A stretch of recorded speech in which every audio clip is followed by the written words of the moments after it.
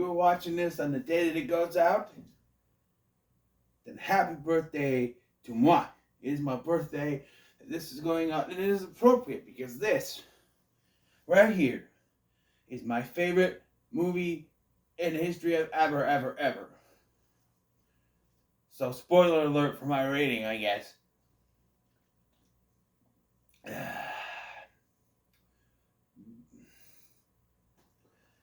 But yeah, I had to readjust my schedule for birth month and decided, see, I was already going to revisit all three of these movies this year.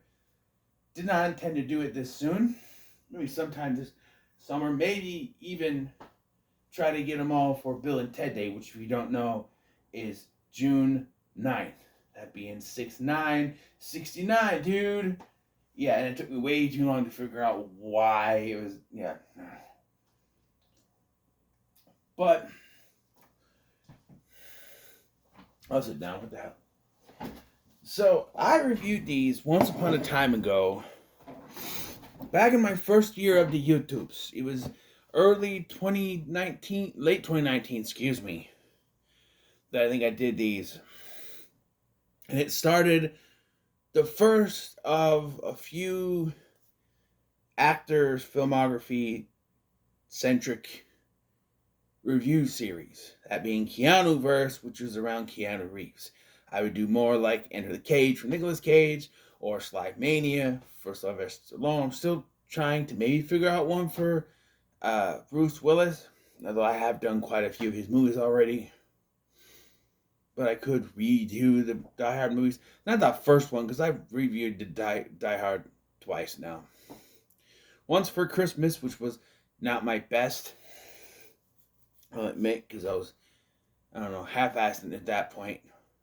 And then I revisited it, and this one was the ultimate half-assing. So I reviewed both of these, both the first one and the second one, back to back in late 2019.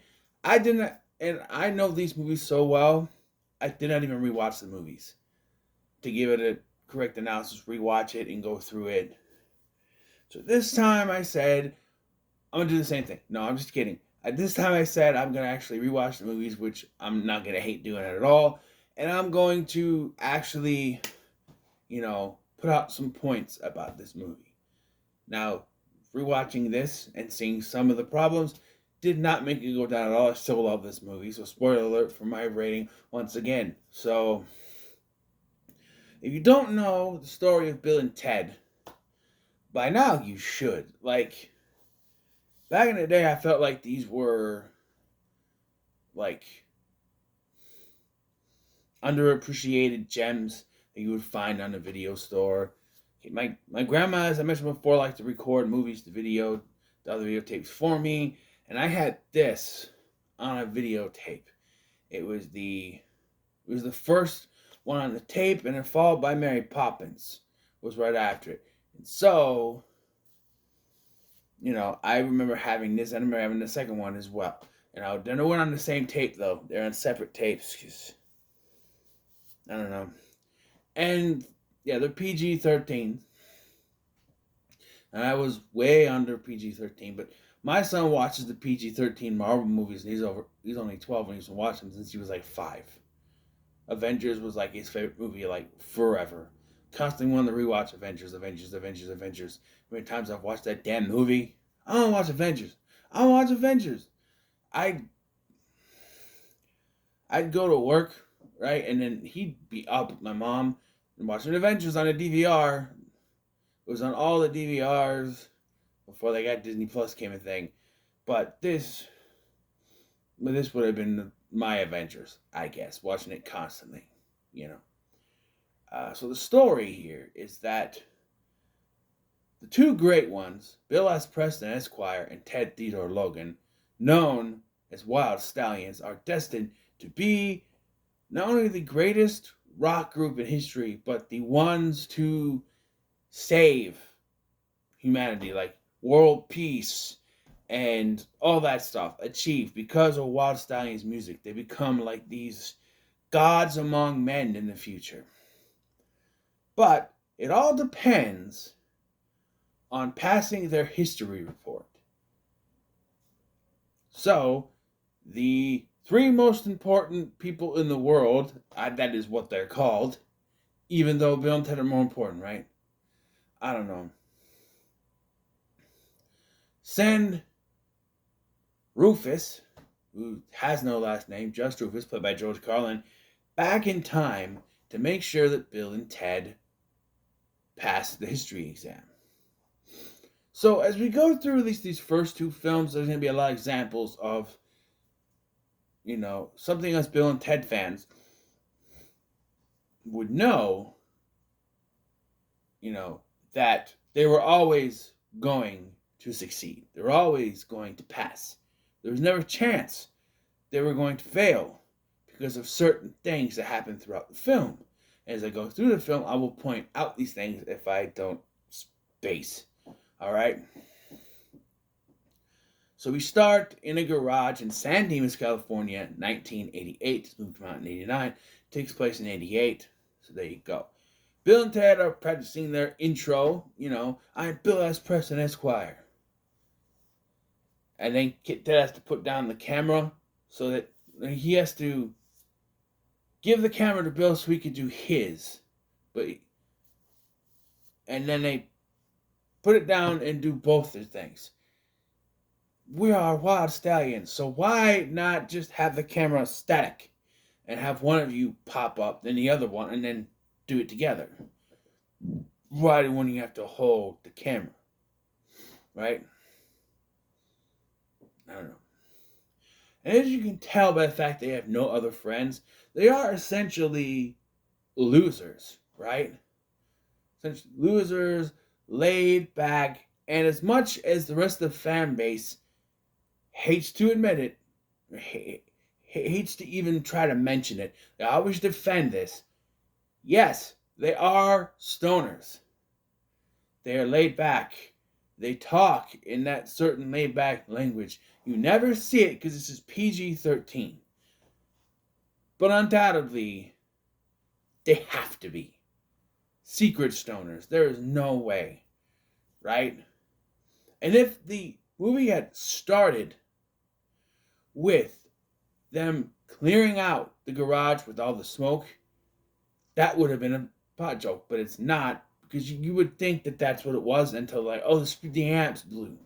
But we start with the intro, because a lot of Bill and Ted fans don't like to admit it, but I'm one that can admit it. Yes, these are stoner movies, at least the first two. I mean, someone had to be stoned when they wrote the second one. As much as I love that movie, I mean, we'll get to it, but yeah. I mean, someone had to be stoned when they wrote this. So, this is where we get, before anything, though, the intro, right? I forgot about this. The intro is the song, song Breakaway, I think is what it's called, right? Breakaway. I Can't Break Away by Big Pig, which is the first song, and it is fantastic. It's showing us the phone booth, which is our time machine du jour, time machine for this film series, forming in this CGI cube, which still doesn't look that bad. Didn't look bad back then on VHS. It still doesn't look bad now. Then we introduce Rufus, and he tells us that everything is fantastic in 2188. I think it was 2188, whatever it was. And this is my segue into the soundtrack, which I have right here. For the first one, the soundtrack in both these movies, but especially this one, are fantastic. They both have their merits, but you got songs on here like the Big Pig song, I Can't Break Away, and then when Rufus is been sent by the three most important people in the world, you hear the song, with the help of Father Time. So, we go into our history class with Mr. Ryan, played by Bernie Casey, rest in peace. And he is talking about Napoleon, who Bill and Ted think, or Bill at least thinks, is a short, dead dude. when Ted laughs at him, Mr. Ryan makes him stand up, and that's when he asks who Joan of Arc is, which he says, Noah's wife. Which, to be fair, would have been my answer in elementary school. If they asked me that question in elementary school, I probably would have answered that. By high school, you should know who Joan of Arc is. She's the aerobics instructor. No, she's she helped free France from rule or something. I watched an episode of Wishbone on it. I don't remember much. But I know she was important for France, right? She's not Noah's wife. But yeah, so class is over, and Mr. Ryan tells them they're in danger of failing history if they don't, pass. He tells them this exactly one day before their big history exam thing. That, for some reason, well, I know why, but within the confines of this story, taking place in a gymnasium in front of everybody in the school on a Saturday.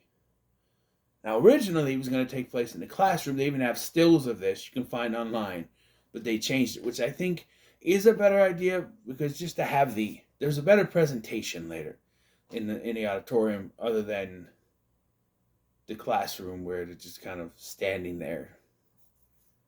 Who? I will see. But yeah. So yeah, Mr. Ryan tells them one day before they have to make their presentation that this is the most important presentation in their lives, and the flunk. Why didn't he tell them sooner? Like you could say, oh, he did, but they didn't pay attention. Sure, but I don't know. They have one day to do this. Not even one day. Overnight. 12 hours maybe even. Right? Sure. And in the future, they're so sure that they're going to fail. But, yeah. So they're going to go to Bill's house to study. So Ted goes to his house to get his books, which he should have already had because he was in school. But, laid back people, whatever. He goes in and we meet Ted's dad, who is a cop. Captain Logan, excuse me, who was looking for his keys. And this is the first point I'm going to put here. All right, the keys is an important plot point of what happens to his keys, right? Captain Logan asked Ted if he did something with his keys, which he says no, and then tells Ted that if he fails his history report, he's going to be sent to Oates Military Academy in Alaska, which apparently he has threatened him with before, but this is the big deal to do. And again, he goes and tells Bill this, and I feel like he should have said something to Bill before this, because the way it sounds, Ted has been threatened many times with this because he's able to recite Oates Military Academy, sir. So he should know in Alaska. He should know, but this is the first time he's telling Bill about this. Like, I don't know. Like, for us, it's the first time hearing this, but the way that this scene goes about, Ted has known about this. It's never mentioned before that his dad threatened him to do this or not. So they go to Bill's house. Oh, by the way, they're driven there by Mom, Bill's stepmom, who was a senior when they were freshmen. And she's married to Bill's dad. Now, this would not be something you'd be able to do nowadays, but in the 80s don't give a fuck. It's the 80s. And this becomes the one running joke through all three films with Missy. She's married to a different person connected to Bill and Ted in each of the movies. The third one is even the weirdest, and we'll get to that. But, yeah. I'm just saying.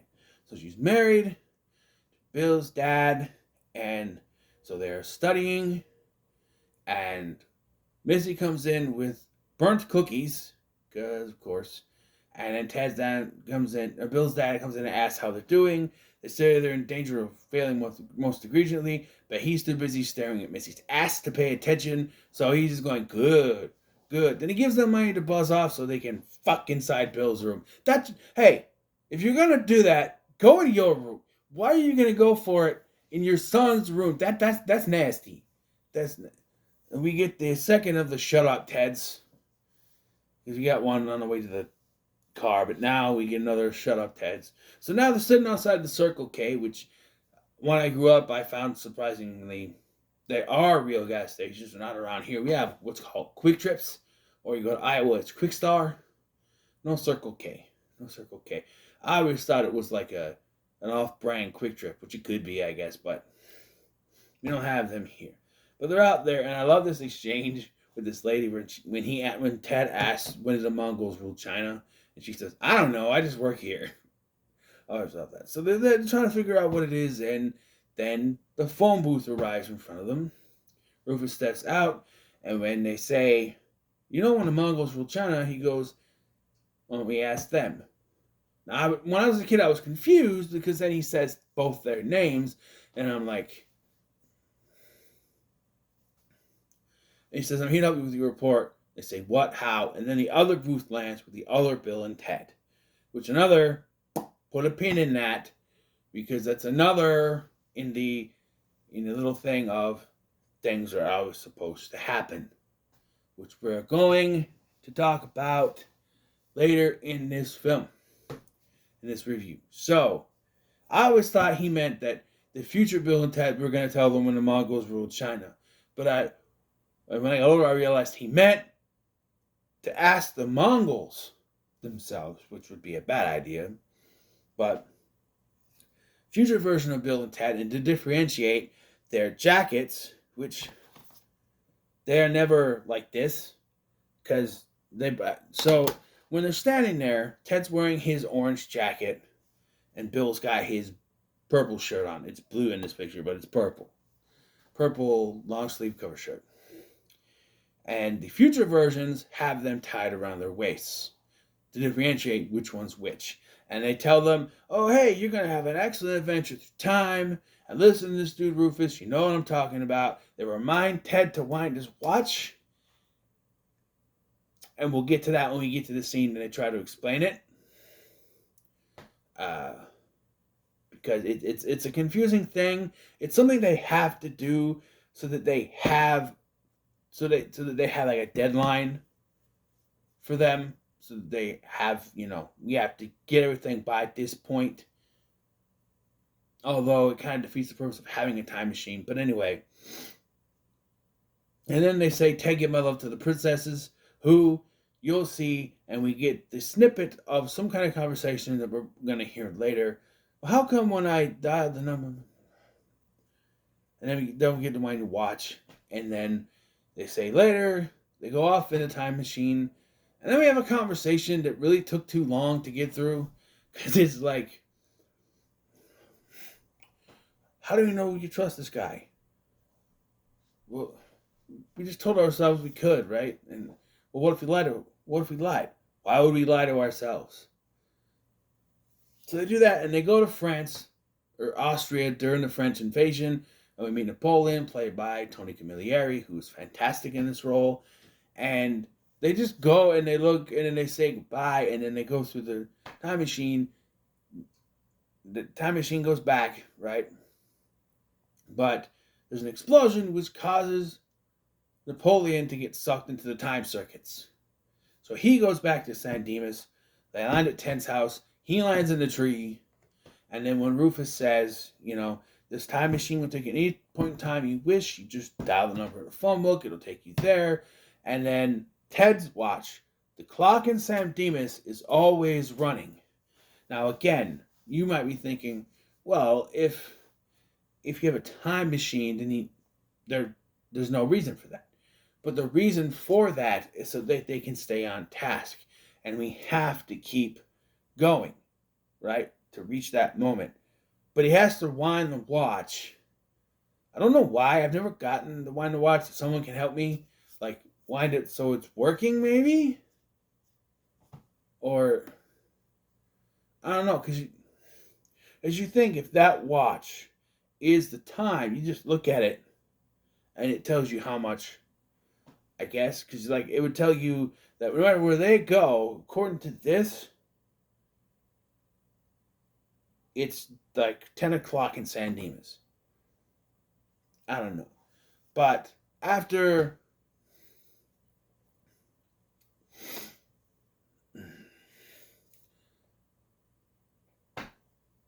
after Rufus takes off, a new Booth arrives, and then Napoleon falls from the tree. So they take Napoleon into the house and they introduce him to Deacon, Ted's little brother Deacon. They tell Deacon to take care of him, show him around, all that stuff, because their assignment is to see what the historical figures would think of San Dimas in 1988, which is kind of a stupid project. Can they just talk about? I mean, they do list off what the historical figures do, but also you have to talk about what I think of San Dimas. So they decide what they're going to do is go back in time, pick up an historical figure, and bring them to San Dimas. Pick up a whole bunch of them. Now, as a guy who has now grown up watching a lot of time travel shows, I can tell you this would fuck up time so much. But again, we're presented that whatever they do works to help them. So there's nothing that disrupts the timeline. But they pull Billy the Kid from the Old West, which would save him from dying, but also the actor is Billy the Kid died when he was early 20s maybe, and Dan Shore was in his 30s, the guy who played Billy the Kid, so they're always going like that. And then they make Socrates, who they do say at the end that he doesn't speak English, although he does say one word of English. Geek. That's the one word of English that he says. And then they go to medieval England, where they meet Joanna and Elizabeth, the daughters of an evil king. Is it King Henry? Right? They say it's the castle of King Henry. And I know they don't pay attention to their history, but is that what's supposed to be the King Henry? But they're to be married to two royal ugly dudes, as they call it. And then they get caught and they're told to be put in the Iron Maiden. Of course, they're teenagers in 1988, so they think Iron Maiden is the rock group, so they celebrate. But no, they're not going to be put in the Iron Maiden, they're going to be beheaded. Before they can be beheaded, it's revealed that the executioners are Billy and Socrates. And they save them, and they, instead of using the time machine right then and there, they take off into the middle of the woods, because I guess it works. And dial there, but it takes too long, creating a meme of Ted going, or whatever it is. And then they go to the future to meet the three most important people in the world. Or we get another awesome song. Oh, by the way, during the scene where Bill's stepmom, or mom, delivers the cookies, we get another banger with Dangerous. She's what I need now. Dangerous. Know what I'm talking about, yeah. And here we get it's another banger. It's not a headbanger, but it's a nice, soft kind of song. In time, they'll be dancing in the streets, alright. It's alright, it's alright. In time, everything will be alright. Which, that's music, which is their music, supposedly, though this song is, I don't think it's supposed to be them, but, And they say, well, first of all, I totally skipped over the whole medieval thing. Okay, let's go back, because I totally skipped over the medieval stuff. So, Ted wants to talk to the babes, the princesses. Bill says it's a history report, not a babe report. Ted responds with, those are historical babes. So, they sneak in suits of armor, because that'll work, to save them. And they decide to act out Star Wars as Darth Ted and Bill Vader.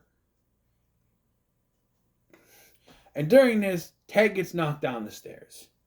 And then, as Bill goes to investigate, they see these, let's call them royal ugly dudes, there with a suit of armor, and they stab into the suit of armor. Bill immediately thinks that Ted is dead, despite the fact that you were sent on this mission by future versions of yourself, which means he can't be dead. However, I have never thought of this until the Nostalgia Critic reviewed these a few years ago, and he brought up that fact, and I'm like, oh shit, why did I never put that together? But yeah, and then this guy comes waddling in. Seriously, he waddles in. And so we get, you killed Ted, you medieval dickweed. Which on the TV show, which on the TV version was, you medieval jerk, or something like that. Medieval idiot, or something like that. They changed the words too. But just as the guy's about to kill Bill, Kill Bill, he gets boned in the head with an actual bone by Ted, who says that when he fell onto the floor, he fell out of his suit. But the suit was completely lined up, so he rolled out and put his suit back together so it looked like he was still in it. Also, no, those guys were right there when he landed. There's no way they didn't see him roll out of it then. It's kind of a bullshit way. They want some suspense, but if you really think about it, it just doesn't make any sense either way. They were told to go on as a future version of themselves, so you know they can't be dead in the first place. And second of all, how do you roll out of that suit?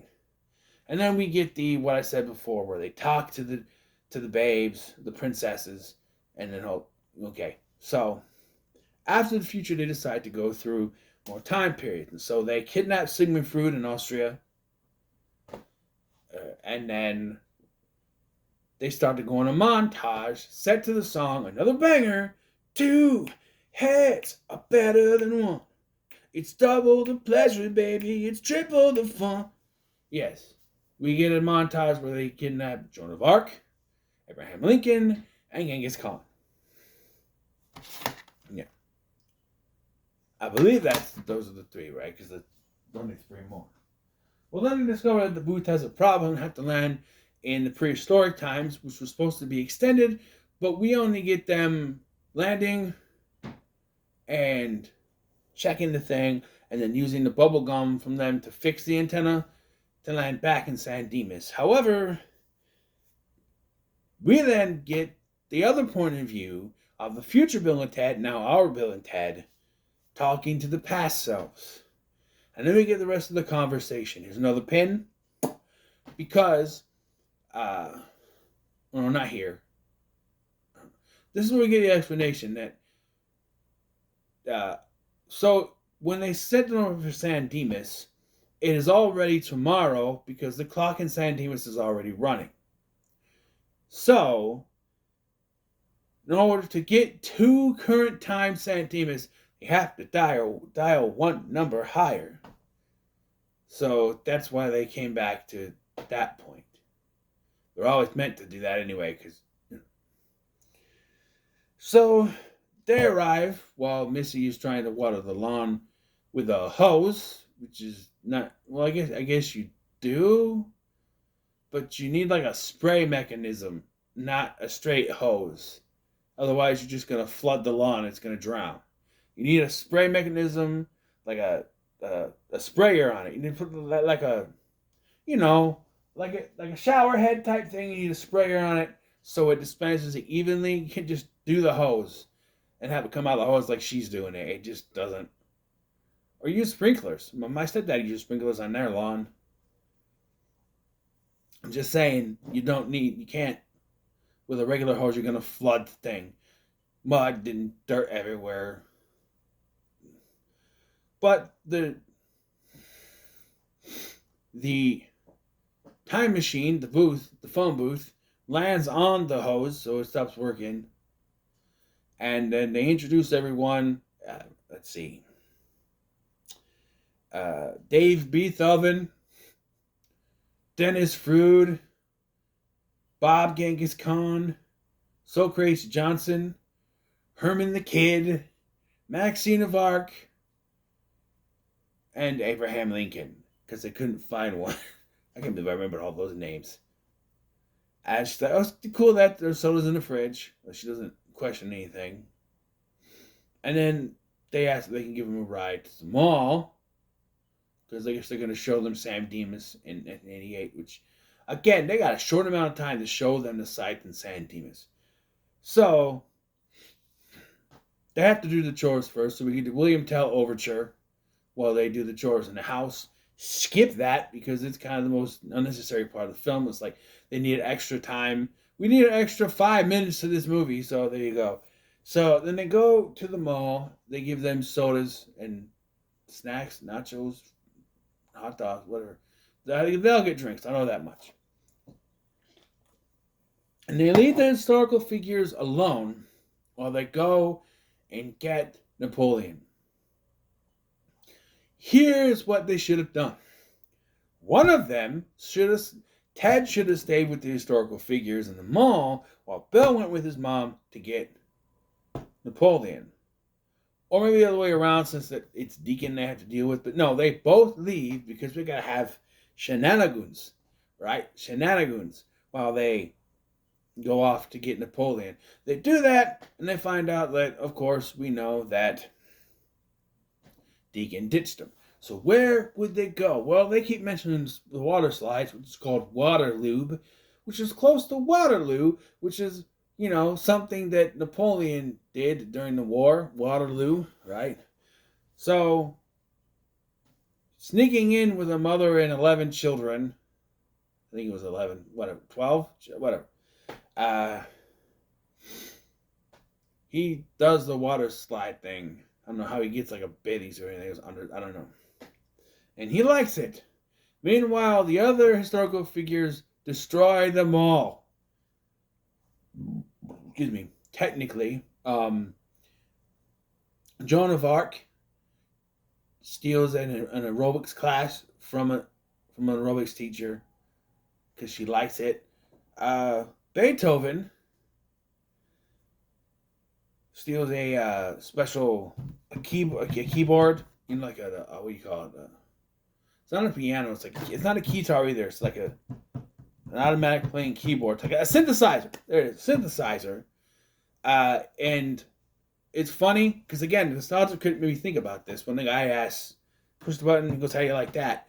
And the nostalgia critic goes, "Well, I can't hear any of that," because Beethoven was deaf, which I've always thought was weird that he was able to make music while deaf. He was a prodigy, so who knows? But yeah, and he's somehow able to hear that and laugh. But I don't know. He's deaf. I don't know. I don't know. Genghis Khan destroys Austrian sporting goods. I only know it's called that because he mentions it later. Meanwhile, Abraham Lincoln gets his picture taken, and the guy taking the picture thinks that they're props. The hat and the beard are props and not his real face, so he pushes the guy and runs off. And then we get Billy the Kid trying to flirt with women, showing his wanted poster. He and Socrates, and then Sigmund Freud comes in because he's a geek and ruins it. He's like, "You can call me Siki." Call him geek. And then all chaos breaks loose as everyone's running around the mall and all get arrested. That's right. We don't see Bill and Ted finding the empty places either. It's just they found out that they're arrested. And here we are, the pins that I put in. I am going to talk about this scene here at the police station, and this will confirm that everything was always supposed to happen this way. So first of all, they go in to try to talk to his dad. His dad says, "Hey, you need to pack. You should be home packing because you're going to military school. I don't care. You don't have a chance anymore. You're going to go to military school," which he already told him the night before, but they decided to try to do it because they're going to pass. So Ted's dad is the worst, okay? He doesn't believe in his son at all. He doesn't believe in him. My back itches and my back scratcher thing. We use this Schizo's quick. Ow.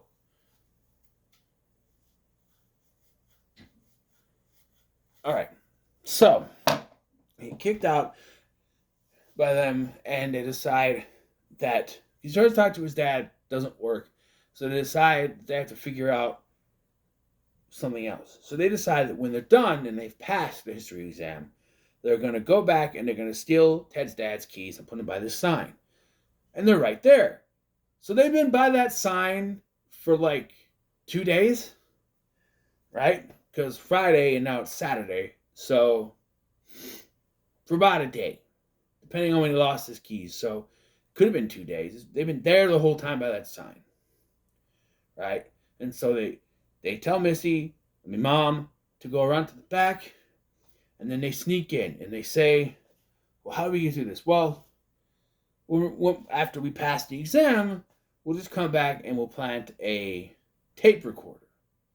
What do we say on it? And then words start to pop up to lure his dad away so they can sneak in and free the historical figures, right?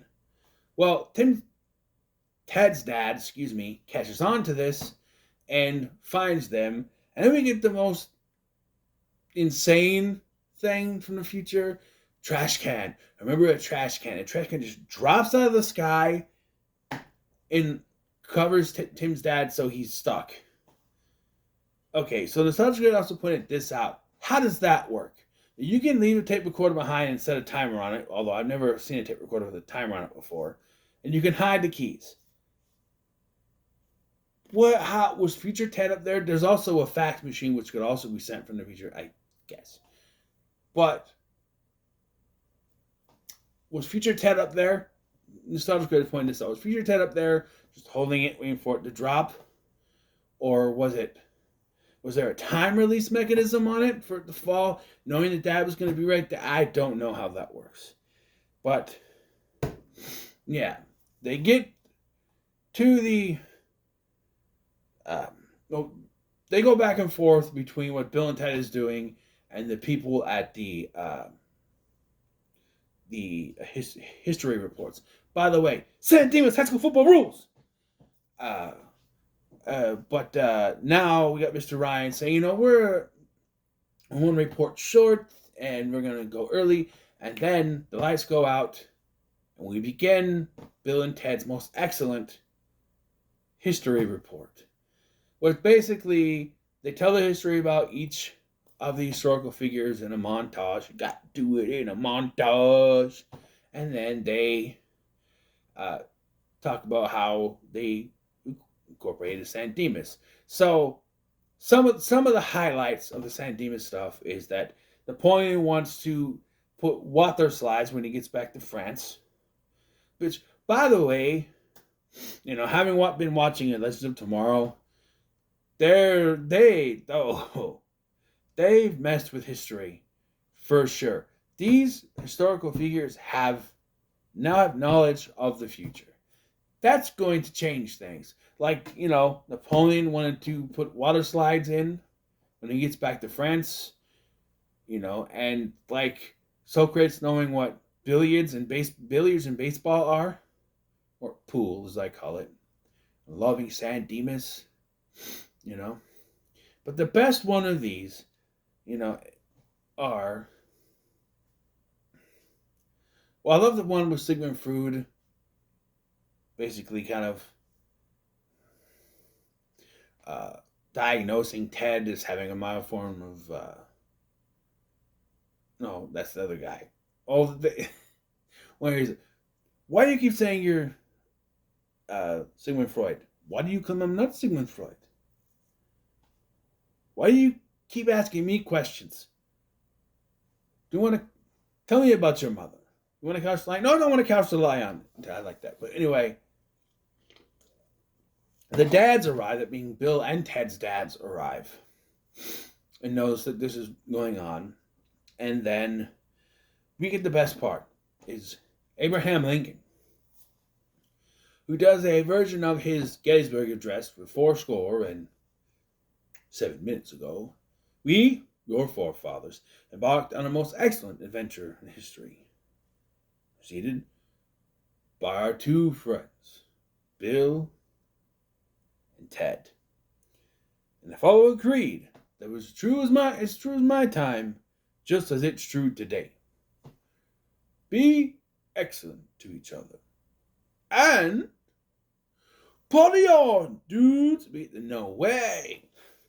And yeah, that's the end of their history report. They end up passing with that, which if I'm Mr. Ryan, I'm just passing them on that. That's gonna be the best. And again, I could see this, if this is a boring thing in front of a classroom, no, I don't see them passing. But here, passing. So, yeah. So, they are, once again, we cut to them in the garage trying to do the intro, but they can't finish it. And then Rufus shows up in another phone booth.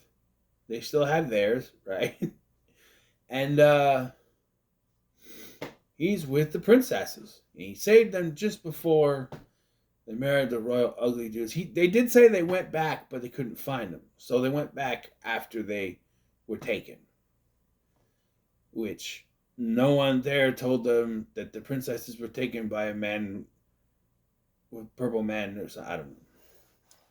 And then he brings out Wild Stallion's CDs and has them being signed for his kids.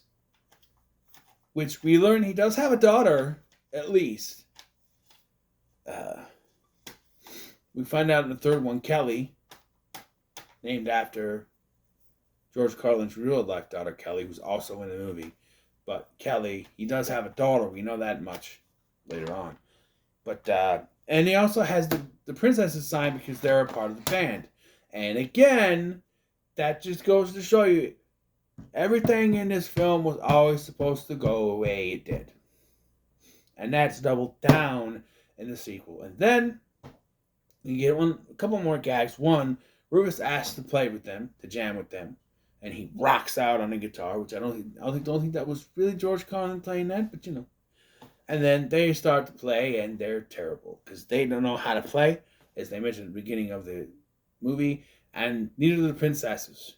And we get a line where probably the funniest line in the movie that was unfortunately cut off on the VHS tape when I was a kid, and I'll explain that in a minute. He looks at the camera and he says, "They do get better," before we get a reprise of Two Heads Are Better Than One. It was cut off because my grandma, when she recorded it, decided to put... She recorded Mary Poppins right afterwards, so he'd look at the camera and then it cut to Mary Poppins before we get the line out. And I didn't know he said that line until I got the DVD years later. I was like, I didn't know he said that. It's funnier. But regardless, I already spoiled my rating for this. This is my favorite movie of all time.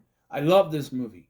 Despite its problems and some time travel issues that, you know, once you really start thinking about it, kind of go out of proportion, this is still the greatest movie ever made, and I will die on that hill, which is why Bill and Ted's Excellent Adventure is going, I'll use the CD, to the moon. That's right, it's going to the moon. And it's my birthday, so I can do that if I want to. I don't care. So, what are your thoughts on Bill and Ted's Excellent Adventure? I think this is longer than any other one that I did. There probably will be. I'm really going into depth on these ones. So, thank you for watching. I'm Scotty, and I'll see you in the next one.